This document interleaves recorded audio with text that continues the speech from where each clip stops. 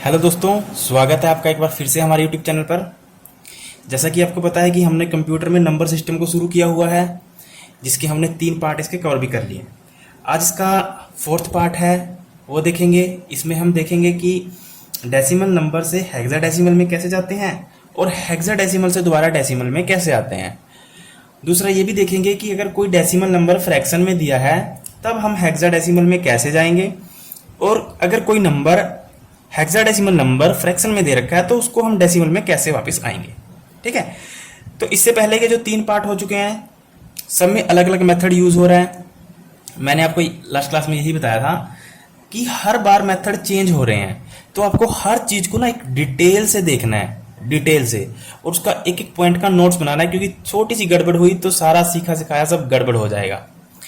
और कोई भी एग्जाम हो, चाहे हरियाणा पुलिस, पटवारी, ग्राम सचिव, दिल्ली पुलिस, एसएससी, कोई भी एग्जाम हो जिसमें जनरल कंप्यूटर पूछा जाएगा, अगर उसमें टॉपिक दे रखा है कि नंबर सिस्टम, तो वहां से 101% चांस है कि यहां से एक क्वेश्चन बनेगा ही बनेगा। तो आप इसको डिटेल में पढ़ लीजिए और अपना एक नंबर आराम से इसको कंफर्म कर लीजिए। जैसे आपको पता है हरियाणा पुलिस सब इंस्पेक्टर में एक क्वेश्चन आया था, इसमें से वो आया था डेसिमल, बाइनरी नंबर दिया हुआ था, उसको डेसिमल वगैरह में शायद चेंज करना था, शायद मैंने आपको लास्ट क्लास में करवाया भी था वो। तो आप इसको मजाक ना लीजिए, एक एक पॉइंट को नोट्स करते चले जाइए। हम सिर्फ एनसीईआरटी कवर कर रहे हैं और इससे फालतू कुछ भी कवर नहीं कर रहे हैं। ओके, तो कुछ टेक्निकल प्रॉब्लम की वजह से वीडियो नहीं डल पा रही है। आगे मैं पूरी कोशिश करूंगा कि आपको दिन में 2 या 3 वीडियो प्रोवाइड करूं। ओके, तो चलिए स्टार्ट करते हैं। अभी देखेंगे हम डेसिमल से हेक्साडेसिमल में कैसे जाएंगे। जैसा कि आपको पता है डेसिमल नंबर में क्या होता है, 0 1 2 3 4 5 6 7 8 9। ठीक है, और इसका बेस कितना होता है 10। बेस या रेडिक्स कुछ भी कहें आप। और क्या होता है बेस और radix, total number of elements. Hexadecimal में कौन से होते हैं, 0 1 2 3 5 9 से लेके फिर A B C D E F। इसका बेस और रेडिक्स कितना होता है 16 यानी 16। यहां आपको एक चीज ध्यान में रखनी है, जो A होता है वो किसको रिप्रेजेंट करता है, 10 को, B 11 को, C 12 को, D 13 को, E 14 को और F 15 को। तो आप देख रहे हो कि यहाँ पे 15 आया है, यहाँ पे हमने 16 लिख दिया, पर हमने क्या किया, यहाँ पे 0 को नहीं काउंट किया था। अगर आप 0 को भी काउंट कर लोगे तो कितना बनेगा 16। तो हेक्साडेसिमल का बेस कितना लेना है अपने 16। ठीक है, तो हम एक पहले हम देखेंगे कि डेसिमल से हम हेक्साडेसिमल में कैसे जाएं, फिर देखेंगे डेसिमल अगर फ्रैक्शन में दे रखी है तब हेक्साडेसिमल में कैसे जाएंगे, फिर देखेंगे कि हेक्साडेसिमल से दोबारा डेसिमल में कैसे आए, और फिर देखेंगे कि हेक्साडेसिमल अगर फ्रैक्शन में है तो डेसिमल में कैसे आएंगे। ठीक है, तो पहला देख लेते हैं कि डेसिमल से हेक्साडेसिमल में कैसे जाएं। ठीक है, मान लीजिए कोई नंबर है 300, ये बेस इसका 10, हमें जाना है हेक्साडेसिमल। बेस से तो आप पता चल जाएगा ना कि कौन सा नंबर की बात हो रही है। जैसे बेस 16 है तो हेक्साडेसिमल की बात हो रही है। तो इससे भी पहले हमने कई सवाल किए भी हैं, तो कुछ नहीं करना, बिल्कुल सिंपल है। क्या करेंगे, जो नंबर दिया है वो नंबर ले लेंगे। ठीक है, किससे डिवाइड करेंगे, जहां पे जा रहे हैं। आपको एक बात याद रखनी है, हमने डेसिमल का बेस किसी भी नंबर में यूज नहीं किया अभी तक। ठीक है, तो आगे भी नहीं करेंगे। तो किसके बेस से डिवाइड करेंगे, हेक्साडेसिमल के। ठीक है, तो कितने पे जाएगा, 16 एकम 16, डिवाइड करके देख लीजिए। यहाँ पे 300 है, 16 से डिवाइड करना है, 16 एकम 16, कितना बचा, रिमाइंडर 14, फिर एक 0 और उतार ली, फिर कितने पे जाएगा, 16 अट्ठे 128, 16 अट्ठे 128, 10 में से 8 गए 2, 3 में से 1 गया, 3 में से 2 गया 1, रिमाइंडर कितना बच गया 12, कितने पे गया 18 पे। तो 18 से गुणा करने के बाद, 16 को 18 से गुणा करने के बाद जो रिमाइंडर बचेगा वो कितना बचेगा हमारा 12। ठीक है, क्या दोबारा जाएगा, बिल्कुल जाएगा, क्योंकि क्या है 16 से बड़ा। हम कब तक करते हैं, जब तक जिससे हम डिवाइड कर रहे हैं उससे छोटा ना आ जाए। ठीक है, तो दोबारा करिए, कितने पे जाएगा, 16 एकम 16, रिमाइंडर कितना बचेगा, 18 में से 16 गए 2, रिमाइंडर कितना बचेगा 2। तो अब लिखने का तरीका क्या था, नीचे से ऊपर की ओर लिखने का वही तरीका है, सिंपल, नीचे से ऊपर की ओर। तो इसको क्या लिखेंगे हम 1 2, बट आपको यहां ध्यान रखना है कि जो ये 12 आया है, जो 12 आया है, तो आप इसको डायरेक्ट 12 नहीं लिख दोगे। 12 को क्या लिखोगे, तो आपको एक बात को ध्यान रखना है कि हमने 12 को क्या लिखा था यहाँ पर C, या C को हम क्या लिख सकते हैं 12। तो यहाँ पर हम 12 की जगह क्या लिखेंगे C। ठीक है, यहाँ पे क्या लिखेंगे C। तो जो हमारा ये डेसिमल नंबर था 3000, तो उसका कन्वर्जन क्या आया 12C। तो ये क्या है हमारा हेक्साडेसिमल आया है। ठीक है, तो आपको एक एक पॉइंट को ध्यान में रखना है। ठीक है, आगे कितने भी नंबर होंगे तो आराम से आप कर लोगे। ठीक है, जैसे मान लीजिए 435 है। ठीक है, इसको आप कन्वर्ट करिए हेक्साडेसिमल में, आप ट्राई करना घर पे, आराम से हो जाएगा, बिल्कुल कुछ नहीं करना। 16 से डिवाइड करना है, जो भी आएगा। हाँ, यहाँ आपको याद रखना है कि अगर 9 से बड़ा आएगा ना, जैसे मान लीजिए 10 यहाँ पे रिमाइंडर 10 बचता है, तो 10 को क्या लिखोगे आप 1।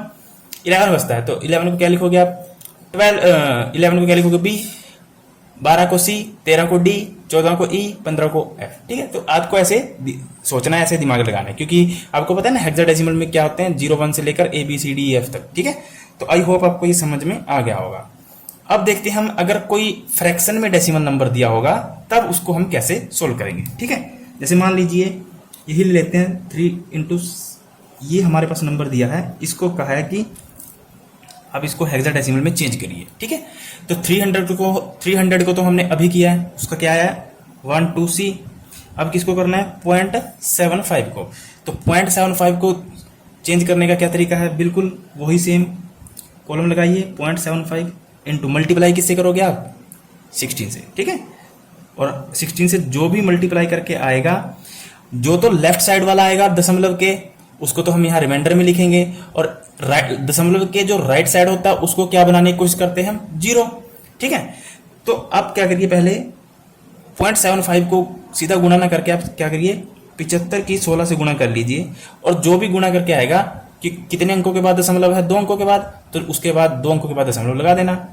तो 6 पंजे 30, हासिल बच गया 3, 7 6 42 और 3 45, 75 एकम 75, 0 10 7 4 12 11 1 12। ठीक है, तो कितना आया 1200। तो कितने अंकों के बाद दशमलव है 2 अंकों के बाद, तो जी पीछे से गिनिए 2 अंक 1 2, तो यहाँ पे क्या लगा दीजिए दशमलव। ठीक है, तो क्या हमारा आंसर आया 12.00। ठीक है, तो आपको पता था कि जो दशमलव होता है उसके लेफ्ट साइड हम क्या लिखते हैं, जो भी लेफ्ट साइड आता है, जो भी ये दशमलव के, जैसे आपका लेफ्ट साइड क्या है आपके, अगर आप देखोगे तो आपका लेफ्ट साइड क्या है, ये है 12, तो वो क्या लिखते थे हम यहाँ पे लिखते थे। और जो राइट साइड होता था उसको अगर 0 ना हो तो दोबारा हम उसी के बेस से गुणा करते थे जब तक ये 0 ना आ जाए। ठीक है, अगर 0 नहीं आ रहा है तो वो कहीं ना कहीं रिपीट होगा। ठीक है, तो हमें रिपीटेशन वाला नहीं लेना, बिल्कुल सिंपल एक सिंगल सर्कल वाला लेना है। ठीक है, तो अब यहाँ 0 आ गया तो आगे करने की जरूरत है ही नहीं। ठीक है, तो यहाँ पे क्या लिख देंगे हम 12। तो अब आपको पता है कि जो हेक्साडेसिमल में जो 12 है वो क्या दिखाता है, 12 को हम क्या लिखते हैं C, तो यहाँ क्या लिख देंगे .C। तो इसका पूरे का जो कन्वर्जन आया है वो क्या आया, ये 12C.C। तो आई होप आपको समझ में आया होगा कि डेसिमल से जब हेक्साडेसिमल में जाएंगे तो कैसे जाएंगे, अगर डेसिमल नंबर फ्रैक्शन में दे रखी है तब हम कैसे करेंगे। ठीक है, आई होप आपको यहां तक समझ में आया होगा। ठीक है, तो अभी हमने क्या देखा कि डेसिमल से हेक्साडेसिमल में कैसे जाएं। ठीक है, अब देखते हैं हेक्साडेसिमल से डेसिमल में कैसे वापस आए, क्योंकि हमें दोनों चीजें चेक करनी है ना। डेसिमल से तो हेक्साडेसिमल में तो चले गए, अब दोबारा हेक्साडेसिमल से हम पीछे डेसिमल में आकर देखते हैं कि कैसे करेंगे। ठीक है, तो यहां पर आप नोट बनाकर लिख लीजिए,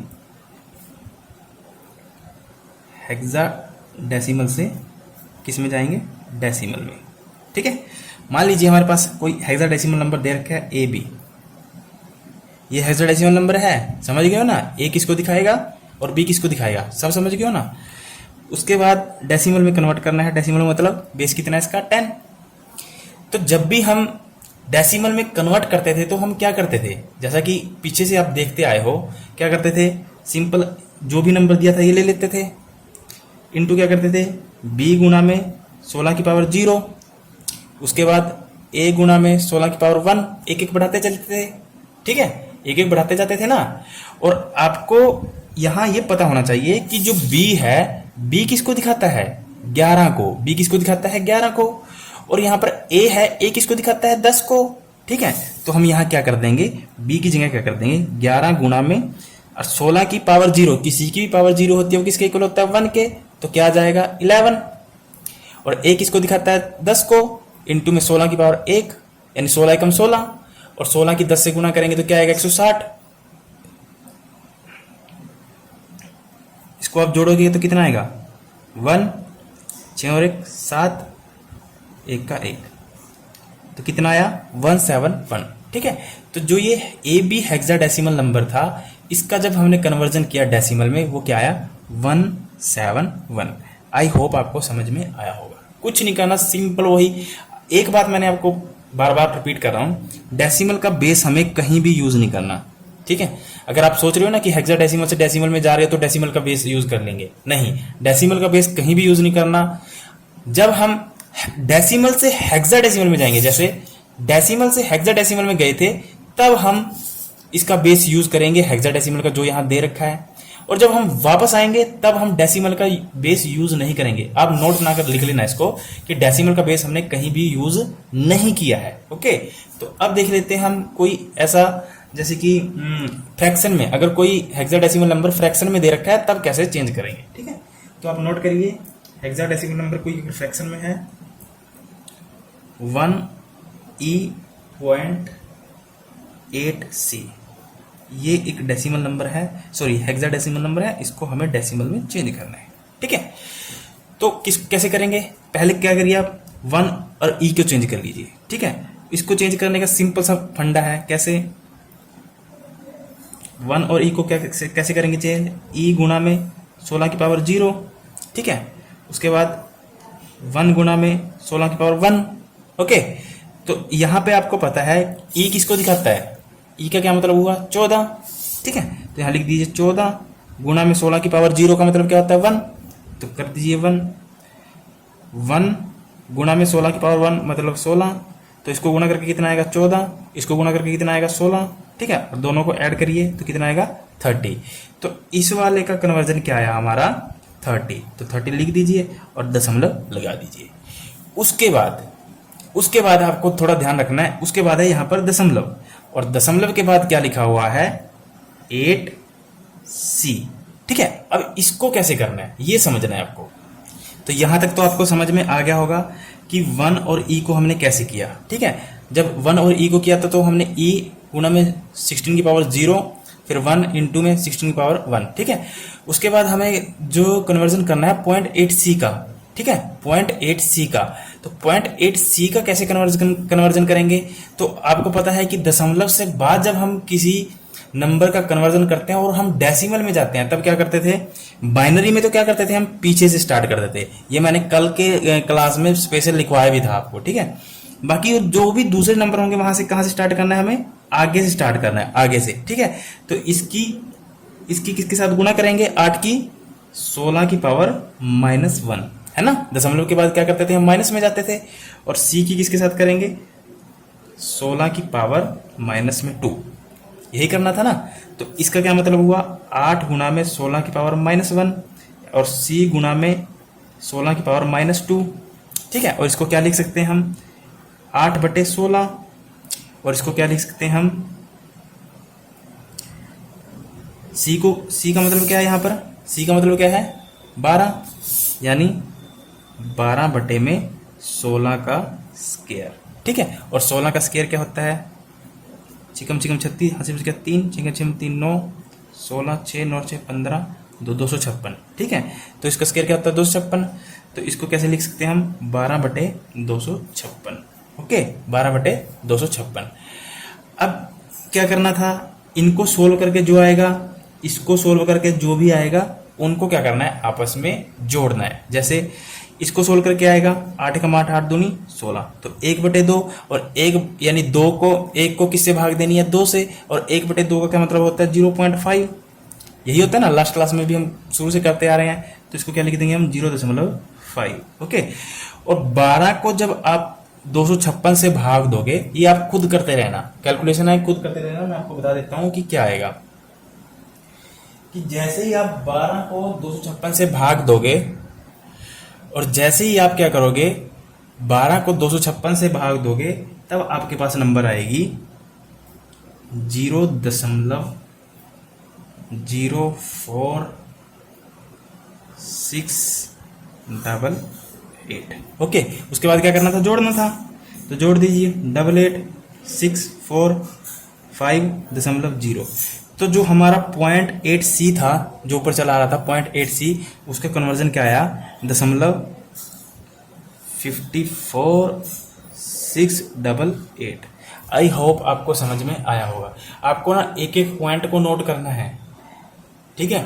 जो भी मैंने लास्ट क्लास में बताया था, जैसे मैंने आपको बताया था कि जब बाइनरी में जा रहे थे तब हम पीछे से स्टार्ट करते थे, यहाँ पे दशमलव के बाद पीछे से स्टार्ट करते थे, बट जो दूसरे नंबर होते हैं उसको हम कहाँ से करते हैं, आगे से स्टार्ट करते हैं, ठीक है। आई होप आपको समझ में आया होगा, ठीक है। अगर आपको समझ में आया है तो इसके अपने कॉपी में नोट बनाए। अगर नहीं समझ में आया तो एक बार देखें वीडियो को, 2 बार देखें, तीसरी बार तो आपको 101% समझ में आएगा। पहले बार में नोट्स ना बनाए, पहले वीडियो को देखें उसके बाद नोट्स बनाएं, ठीक है। तो आई होप आपको समझ में आया होगा। नेक्स्ट क्लास में हम देखेंगे कि ऑक्टल से बाइनरी से ऑक्टल से बाइनरी में कैसे जाएं और बाइनरी से ऑक्टल में कैसे हैं, ठीक है। तो आज के लिए इतना ही काफ़ी है। Thank you, all the best.